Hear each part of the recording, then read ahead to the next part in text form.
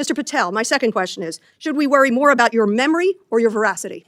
We should worry more about your lack of candor. You're accusing me of committing perjury. Tell the American people how I broke the law and committed a felony. Have the audacity to actually put the facts forward instead of lying for political banter so you can have a 20-second donation hit. The answer is both.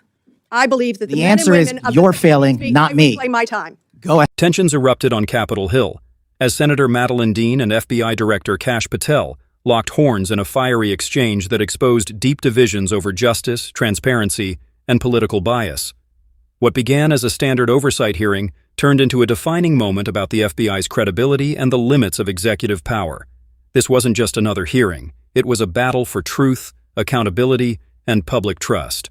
Under bright lights and rising tempers, Senator Dean opened the floor with sharp questions about the FBI's recent investigations into high-profile political figures. Thank you, Chairman Rogers, Ranking Member Meng, Chairman Cole, Ranking Member DeLauro. And thank you, Mr. Patel, for your testimony and for being here today. I've been looking at the President's 120-word FBI budget request, the so-called skinny, I'll call it Ozempic request, that states that, quote, the undoing of the weaponization of the FBI is one of the administration's top priorities. The weaponization of the FBI is something that deeply concerns me.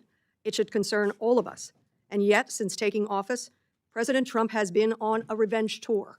He has targeted individuals, universities, law firms, with executive orders to cut them out or to make them come under his will. He has used ICE to disappear U.S. citizens without due process, and he's fully ignored a unanimous Supreme Court order, and then over the weekend wasn't sure if he was obligated to uphold the Constitution of the United States.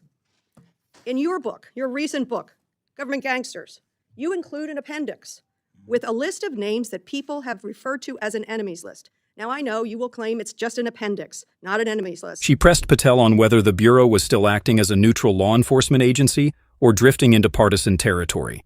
She said the American people deserve an FBI that enforces the law equally, not one that bends under political influence. Her tone was firm, her words pointed. Kash Patel responded with confidence, defending the Bureau's actions. He argued that every investigation followed established legal procedures and that accusations of bias were fueled by misinformation. Patel reminded the committee that political attacks on federal law enforcement erode the very institutions designed to protect the country. The debate reached its peak when Senator Dean questioned the Bureau's handling of classified information leaks and alleged double standards in investigating members of opposing parties. She demanded transparency, citing public frustration with selective prosecutions. Her voice echoed across the chamber. If Americans start believing justice depends on who you know, then faith in democracy collapses. Despite this judge following the law, on the morning of April the 25th, the FBI arrested the judge in an escalation of the weaponization of the FBI under your leadership. Let me be clear. A functioning democracy does not lock up judges. I was an impeachment manager for President Trump's second impeachment. It was a sad, solemn duty. And so I wanted to ask you about that.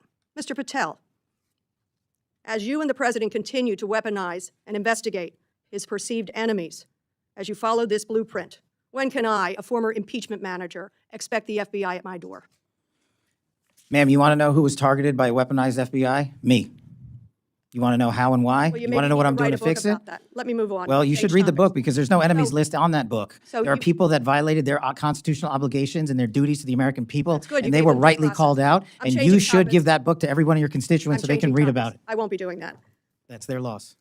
During your Senate confirmation hearings, you repeatedly denied having any involvement as a private citizen in the firing of FBI officials who engaged in the prosecution against January 6 insurrectionists, the violent rioters who beat and killed Capitol police officers, and whom you referred to as political prisoners. Since then, multiple whistleblowers have come forward, and we know that you likely committed perjury. Patel countered, emphasizing that sensitive investigations can't be guided by public pressure or partisan narratives. He stated, "The FBI's loyalty is to the Constitution, not to politicians. We follow evidence, not emotion." The room grew tense as both sides refused to yield. Factually, Senator Dean has been one of the most vocal advocates for judicial transparency and institutional reform. She sits on committees that routinely push for stronger congressional oversight. Kash Patel, now leading the FBI, previously served in key national security roles and is known for his aggressive stance against bureaucratic inertia and leaks. Supporters see him as a reformer cutting through politics. Critics accuse him of aligning too closely with executive agendas. This context shaped the entire confrontation. Dean sought guardrails against potential overreach, while Patel demanded autonomy for law enforcement to do its job free from congressional micromanagement. Analysts say both had valid points. At the same hearing, you claimed you were not familiar with Stu Peters, an anti-Semitic Holocaust denier, despite the fact that you appeared on Mr. Peters' podcast 8 separate times. 8 times. And you claimed not to recall. Mr. Patel, my second question is, should we worry more about your memory or your veracity? We should worry more about your lack of candor. You're accusing me of committing perjury. Tell the American people how I broke the law and committed a felony. Have the audacity to actually put the facts forward instead of lying for political banter so you can have a 20-second donation hit. The answer is both. I believe that the answer is you're failing, not me. Play my time. Go ahead.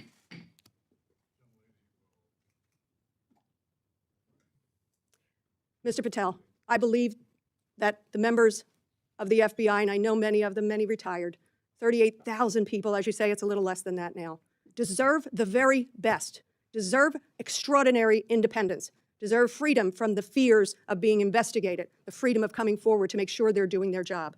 And I'll end with this, that I think it's interesting that in your proposal today, you find yourself at a gulf of difference between you and the president. I wonder how you will resolve that. Will you go to the president and say, we need $11.2 billion, not what you cut out of here?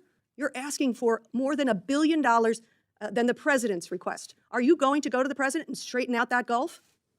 I'll do what I've always done and represent the American people, defend this country, and make sure the Constitution is always upheld and the FBI is never weaponized. Maybe Dean's call for transparency reflects growing public concern that institutions are losing impartiality. Without accountability, even lawful investigations can appear politically motivated.